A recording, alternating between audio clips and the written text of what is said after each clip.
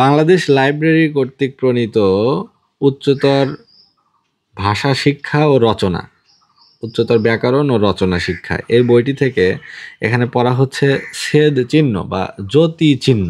সেই জ্যোতি চিহ্ন অধ্যায়ের এখানে যে আমরা একটা চার্ট দেখতে পাচ্ছি, সেই চার্টে আমরা দেখব যে যেগুলো বিরাম চিহ্ন, ইংরেজিতে যেগুলোকে বলে পাংচুয়েশন মার্ক, অর্থাৎ দাড়ি, কমা, সেমিকোলন, বিস্ময়বোধক, প্রশ্নবোধক, এগুলো সম্পর্কে।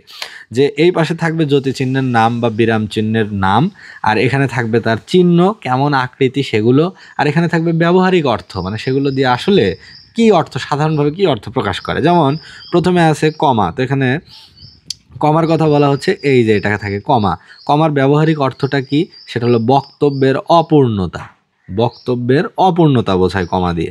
সেমিকোলন, সেমিকোলনটা হচ্ছে কমার উপরে একটা ফোঁটা, সেটা হলো সেমিকোলন। এর অর্থ হলো বাক্যের অসম্পূর্ণতা, অর্থাৎ বাক্যটি সম্পূর্ণ হয়নি। তিনে বলছে যে দাড়ি বা পূর্ণচ্ছেদ, পূর্ণচ্ছেদ বা দাড়ি কি, এটা হলো এই যে দাড়ি একটা লাইনের শেষে যে দেওয়া হয়, স্বাভাবিক একটা কথার শেষে, অর্থাৎ বক্তব্যের শেষ, আর কথা নাই। প্রশ্নবোধক চিহ্ন কোথায় দেওয়া হয়, এই যে প্রশ্নবোধক এরকম করে দিয়ে নিচে ফোঁটা। প্রশ্নবোধক চিহ্ন এর অর্থ হলো প্রশ্ন করা বা জিজ্ঞাসা করা, কাউকে প্রশ্ন করলে প্রশ্নবোধক চিহ্ন বসে।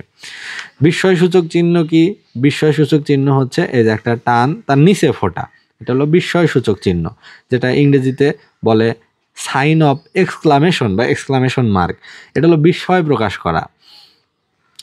6 নম্বরে বলছে কোলন, কোলন হচ্ছে দুইটা ফোঁটা, দুইটা গোল, এটা হলো কোলন, কোলনের অর্থ হলো পরবর্তী বক্তব্যের সূচনা। সাথে বলছে যে ড্যাশ, ড্যাশ হলো এই যে একটা শুধু টান, মাঝখানে বরাবর একটা টান, ছোট করে একটা টান, এর অর্থ হলো বক্তব্যের ধারাবাহিকতা। তারপরে আছে হাইফেন, হাইফেন হলো ছোট একটা টান যেটা নিচে, ড্যাশ হলো উপরে টান, হাইফেন হলো একটু নিচে ছোট করে। হাইফেন মানে হলো শব্দ সংযোজন, অর্থাৎ একটা শব্দ আর একটার সাথে যোগ করা, নিচে হাইফেন দিয়ে দুইটা অ্যাটাচ করে দেওয়া।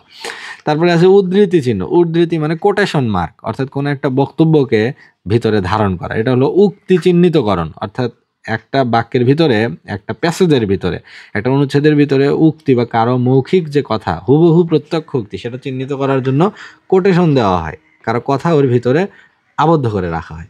এটা হলো লোভ চিহ্ন, তাহলে লোভ চিহ্ন কি, উপরে একটা শুধুমাত্র কমা, তাহলে এটা হলো সংক্ষেপ করা, সংক্ষিপ্ত করা। 11তে বলছে বন্ধনী চিহ্ন, বন্ধনী মানে ব্র্যাকেট, ব্র্যাকেট হলো তিনটা হয়, একটা যে প্রথম ব্র্যাকেট, দ্বিতীয় ব্র্যাকেট, তৃতীয় ব্র্যাকেট। এটা অর্থ হলো অনুক্ত বক্তব্য, অর্থাৎ যে বক্তব্যটা প্যাসেজে দেওয়া হয় নাই, সেটা হলো পাশেই ছোট করে ব্র্যাকেটের মাঝে অ্যাডিশনাল ইনফরমেশন, বন্ধনী চিহ্নের কাজ হলো অ্যাডিশনাল ইনফরমেশন ভিতরে ধারণ করা। তারপর আছে বিন্দু চিহ্ন, এই যে ডট, ডটের অর্থ হলো সংক্ষেপণ চিহ্ন, এটা হলো সংক্ষেপণ চিহ্ন, যেমন আমরা বলি MBBS, এই যে এই ডট, এগুলো হলো সংক্ষিপ্ত অর্থ।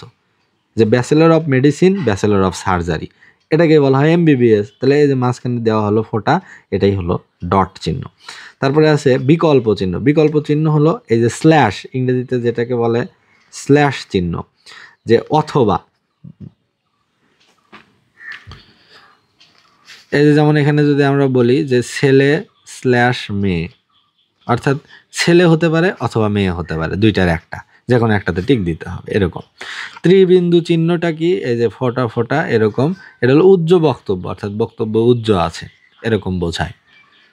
তো এই যে বিরাম চিহ্নের যে চার্টটা, এটা জানা দরকার, এবং জানা দরকার কোন কোন জায়গায় ব্যবহার হয় বিরাম চিহ্নের। কারণ হলো যে বিরাম চিহ্ন বা পাংচুয়েশন, এটা আসলে মানে ভাষাকে সুন্দর করে, গতিশীল করে, এবং এটা প্রথম দিকে বাংলা ভাষায় ছিল না। পরবর্তীতে ঈশ্বরচন্দ্র বিদ্যাসাগর প্রথম বাংলা ভাষায় বা বাংলা গদ্যে বিরাম চিহ্নের যে সার্থক ব্যবহার সেটি নিশ্চিত করেন, এবং তাকেই বাংলা বিরাম চিহ্নের জনক বলা হয় বা প্রবক্তা বলা হয়।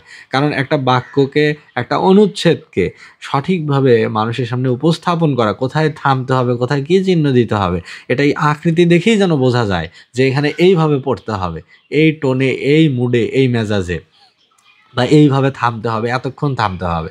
এটা খুবই বেশি প্রয়োজন ছিল এই ভাষার গতিশীলতা, ভাষার শ্রুতি মাধুর্য এবং ভাষাকে বিকশিতভাবে, প্রস্ফুটিতভাবে প্রকাশ করার ক্ষেত্রে।